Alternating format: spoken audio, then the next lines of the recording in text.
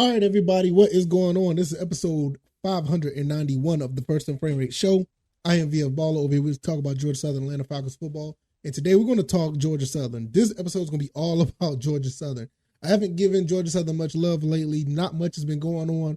But lately, pretty much the last couple of weeks, there has been some movement going on within the program. And I want to discuss that because with all the stuff that's going on with the Falcons, I kind of missed out on a few things, but I'm going to talk about three things in this show. I'm going to talk about a couple of commits that we got. Well, two things. Two of the commits that we got from the transfer portal, and we got the schedule for the first three games of the season. So we're going to talk about what time those games are going to be played. So pretty interesting time for Georgia Southern. We're moving right along, and I'm going to tell you once again, Coach Clay Helton is pretty much doing what he set out to do. He want to make this program the platinum standard when it comes to a group of five schools. So if you're here for Falcon stuff, and I know that, you know, a lot of people are here because of the Falcon stuff, I want you to take the time to understand Georgia Southern football if you haven't already, because I want to let you guys know, even though the Bulldogs are doing their thing in Athens, I still feel that Georgia Southern is the second best team in the state. And it's some exciting football going on down here. It's been exciting football for decades. Had a little rough, few years, but for the most part, we have been like the standard of excellence down here in Georgia Southern as far as winning and winning national titles, even though if it, albeit 1AA, still winning national titles. It is what it is. So let's go ahead and get into this. If this is your first time here, welcome.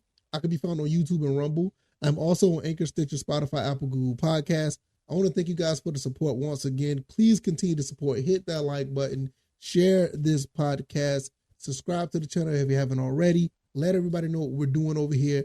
We're just trying to make the most comprehensive Georgia Southern Atlanta Falcons talk on the on the web, basically. Like, I'm all over the podcast avenues, which I'm thankful for that, and on YouTube and Rumble. Also, the website, firstandframerates.com. Go check that out. Over there, you can support your boy and subscribe to the podcast while you're at it. All right, first and foremost, before I get into these two studs that we just got commits from, I want to talk about Amari Jones. If you don't know anything about Amari Jones, he was a standout at Georgia Southern, did very well for us ever since he transferred from Tulane. Unfortunately, his season was kind of cut short due to an injury, but he was a little bit of everything for us. Quarterback, running back, wide receiver, he played punt return. He did a little bit of everything. He got he has an opportunity to play football in the CFL. He's going to be playing for the Winnipeg Blue Bombers. I can't wait to see this kid do some things because he is immensely talented. I still think he should have went to the NFL as an undrafted free agent, but he has an opportunity to show off what he can do. And I think he's going to be pretty special. He's a pretty good player. I mean, you can go and put him anywhere on the field. Hell, you probably even put him on defense if you need to. And he could do some things. So shout out to Amari Jones. Hopefully that he will make something happen in the CFL. Excuse me.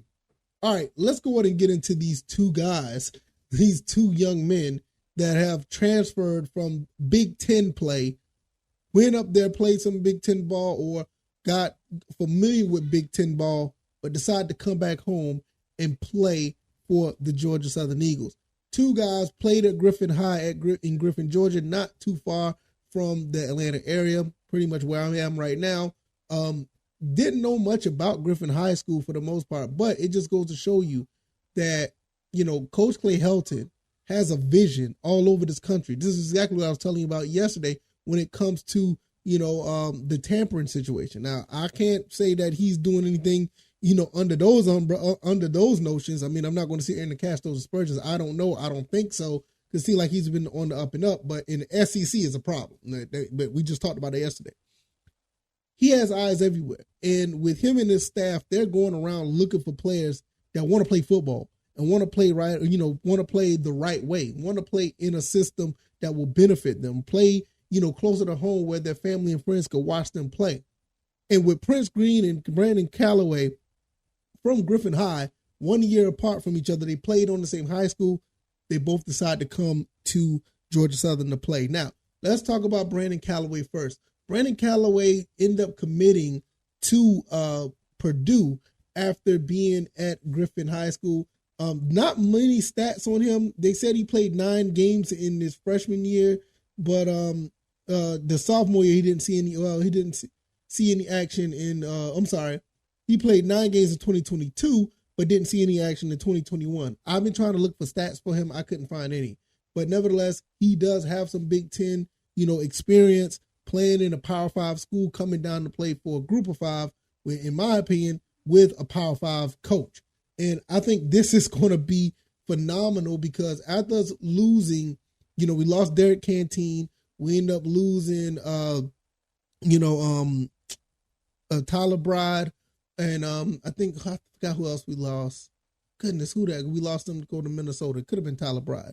But we lost Anthony Wilson as well. So we lost some guys in the transfer portal. But we did get some guys back. And like I said, Brandon Callaway is one of those guys who's going to be playing cornerback for us. I don't know where he's going to fit in on the depth chart. But with him having 3 years of eligibility, him being home, you could probably look at this kid that's probably going to be one of those guys that's probably going to be here the entire time. And that just goes to show you what this coaching staff is trying to do. They're trying to build something, and they're trying to build something within the state of Georgia. I remember last year when they went to every county looking for talent. And I'm pretty sure they're doing that again. They did that again this year. And it's just amazing to see that. Now, the second person that they looked at was Prince Green, another guy that was at Griffin, Georgia, another standout. I don't think he had any playing time at Illinois, but the fact he was there and was able to see what Big Ten ball is like, it does give them that experience. So once they do come into the Group of 5, it just gives them added extra ability to play at a high level.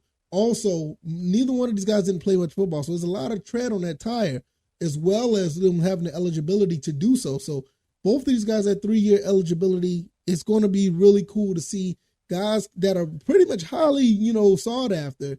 I mean, you had a few teams that really wanted to go after these guys. I mean, even when you look at Prince Green, Purdue actually went after, him as well. So him and Callaway could have been on the same team at Purdue. But like I said, once again, they decided to come home and play at Georgia Southern. Like I said, highly recruited. Both of them are 3-star recruits. Prince Green standing at 6'3", 205. He is a huge cornerback, probably play a little bit of safety. Depends on where they want him. Also, when you look at Brandon Callaway is standing at 6'2", 175. So you got some really big cornerbacks. Now, what's going to happen to everybody else? Pretty much everyone else that's around, that's playing right, that's on the team, everybody's going to have to make their way on the field. I mean, that's just how it is. I mean, you kind of saw it with other cornerbacks when you saw, Ashton Whitner, you saw Mark Stampley. Ashton Whitner ended up hitting the transfer portal, which, I'm kind of disappointed in that. I really wish he would have hung around. But when you saw, Mark Stampley, he was able to make himself on the field. Like, when you look at these other guys who are on the team right now, what are they going to do? I mean, my thing is, it's just going to just continue to be what it is when it comes to getting these guys prepared to play football. You go out there, you perform. Coach Clay Helton is really going to get these guys out there. And I really firmly believe that. So you still got some guys who have committed, some freshmen they're really just going to learn the world of college. Because, K'Mon Mathis is an excellent looking cornerback that we got from Texas. I want to see what he does. I think he's probably going to be one of those guys from what I see. I could be wrong, but from what I've seen, his numbers and what he was capable of doing, might be kind of hard to keep him off the field. But at the same time, most of these DBs don't really stay on the field all game. There is a lot of rotation goes on, especially when you have a defense like Georgia Southern. You're going to have a lot of guys moving around and doing different things. And guys with this size on there, I wouldn't be surprised they have to get these guys getting in the box and trying to make some tackles. So this is a really good look overall when you look at what's going on with Georgia Southern. I mean, you still got other defensive backs that got some size to them. I mean, really, like you talking about 6'1", 6'2", in some cases 6'3" cornerbacks and safeties. TJ Smith, and you also have that came in. You still got Tyrell Davis, another guy. I mean, the list goes on and on.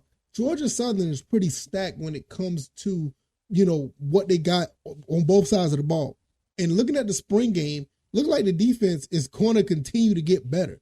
So when you lose, a Tyler Bride, or you lose Derek Canteen, and you lose Ashton Whitner, you lose Anthony Wilson, and you turn back around and you get other guys that's coming in, like a Brandon Callaway or a Prince Green, it looks like things are going to continue to just move right along. You hate to lose these people. It's one of the reasons why I don't like the transfer portal, because it's too much moving and shaking.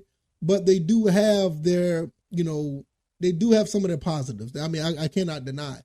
And I think for the most part, like I said, Coach Clay Helton has done a pretty decent job of bringing talent in. And unfortunately, it does pain my heart. Sometimes I do see some guys that I've gotten attached to kind of get in a situation where they have to transfer. So it's kind of a give and take. And it's really bittersweet. But nevertheless, we're going to see how this goes when you continue to see what Coach Clay Helton do, bringing these two former Griffin High standouts to actually come on the field. And it's kind of interesting to see how that plays out. All right, before we get out of here, one more thing.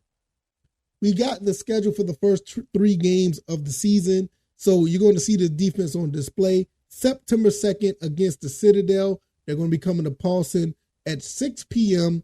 Mark your calendars. Look like that I could be able to make that game on a Saturday, September 2nd.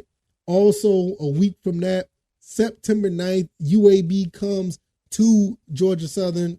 Somewhat of a revenge game. They kind of beat up on us when we was in Birmingham last year. Hopefully we can get some get back there.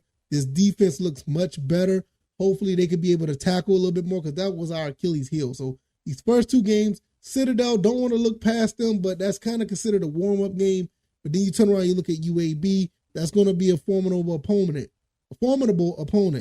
Now, the big game, probably one of the biggest games of the year for Georgia Southern outside of Appalachian State and Georgia State. We're going up to Wisconsin. September 16th, 12 p.m. is going to be a midday game playing at Wisconsin on the Big Ten Network. I'm going to tell you right now, I'm not going to that game.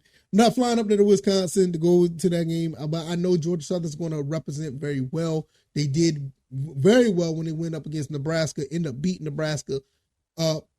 Wisconsin is going to be a tough opponent. I'm not going to lie. They made some moves themselves to get back into the good graces of the Big Ten. So we took 2 Big Ten players, but we're going to go up against a Big Ten opponent. And I'm not going to say this is an L, but this is going to be a tough game.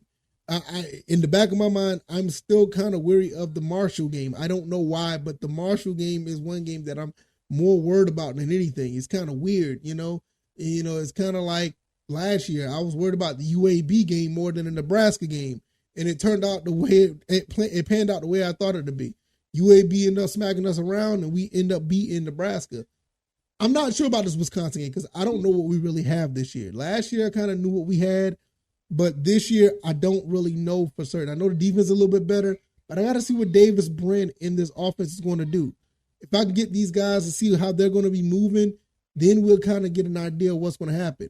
The Citadel and the UAB game, especially with both being at Paulson, will give us an idea of what we can do, but we do go on the road and play Wisconsin, so I don't know. So let me know what you guys think. If you like this commentary, hit the like button, share this podcast, subscribe to the channel if you haven't already. Look, man, we got two new standouts from Griffin, went to the Big Ten, played at Purdue or Illinois. Now they're going to come down and play for Georgia Southern. They're back home. They're going to be in front of their family and friends. Pretty cool to see, along with everybody else that's at Georgia Southern now, and the defense, the way they're playing. The offense always been clicking since last year. We're going to be a tough team to deal with. It's just how it is. I can be found on YouTube and Rumble, also on Spotify, Stitcher, Apple, Google Podcasts. Thank you guys for the support. Go and hit that like button. Share this podcast once again. Subscribe to the channel if you haven't already. I'm also on Twitter at VFBaller, and I could be found on firstandframerates.com. Go over there and check your boy out, and you can come over there and support your boy and check out the website. It's pretty neat, kind of bare bones, but I think it's neat. All right, y'all, 591 is in the books. I will see you guys on Thursday evening. Thank you guys once again, and I am out of here. You guys take it easy, and you guys be blessed. Peace.